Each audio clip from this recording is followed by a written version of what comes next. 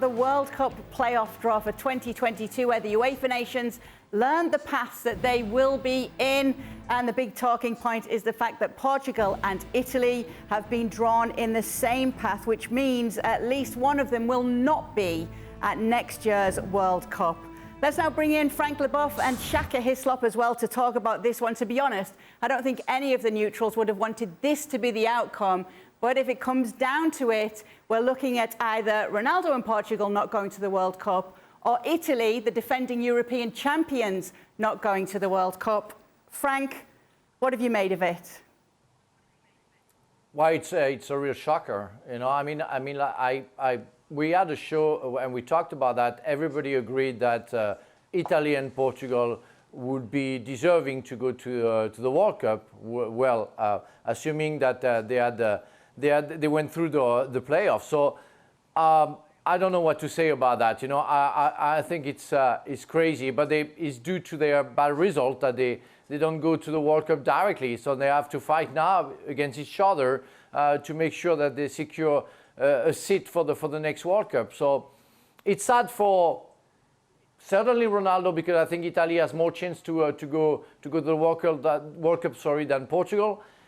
It would be very sad to the world to not see which can be maybe the last time we can see Ronaldo in the World Cup. So it could be sad at the end of the day, at the end of the playoffs, that we can see Ronaldo not going to the World Cup.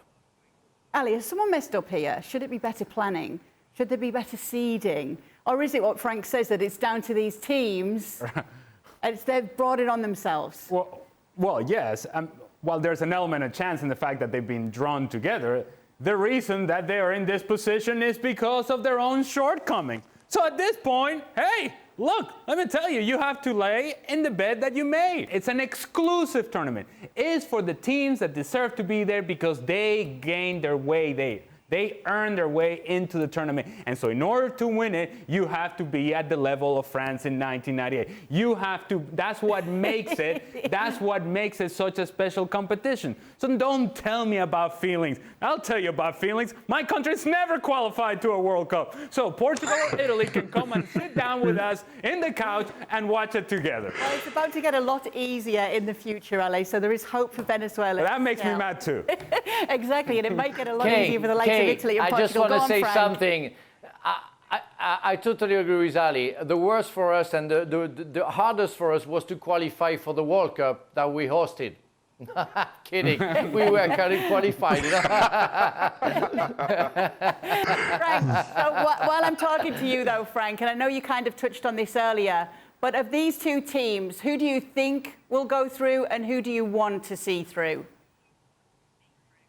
Oh, what do I want? I really don't care, you know. But what I see, again, I think Italy has more tools to go through and a history of going, except last time, to a World Cup every time they have to qualify to.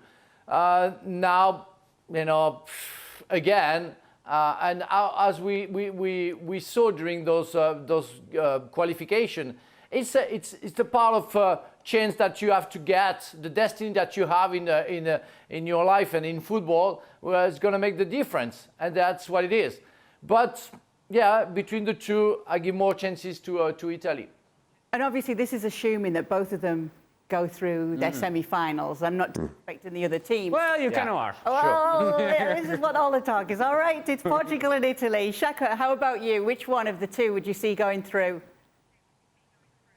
I'm like Frank in that I couldn't care less as to who does go through, but if they both negotiate their semi-finals, I think Italy. I just feel that Portugal's negative, pragmatic style doesn't work that well in one-off games. And I think Italy, despite the kind of loss of momentum you saw from them in the last few games, loss of momentum you've seen since they won the Euros, I still think they're the better outfit. They get the better of Portugal. No Cristiano Ronaldo in the World Cup. Do you see it, Ale?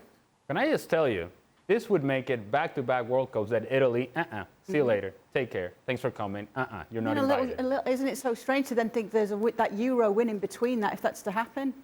Again, You have to earn your way in.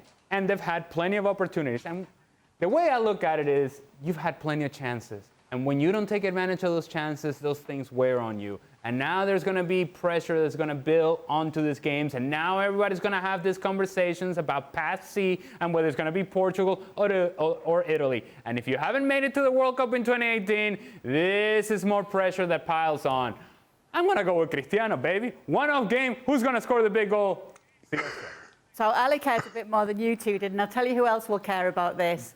Gab Marcotti, and he'll be talking about this on the latest Gab and Jules podcast, which will drop on Monday. They'll look back on everything that happened in the draw. Make sure you download that wherever you do get your podcasts.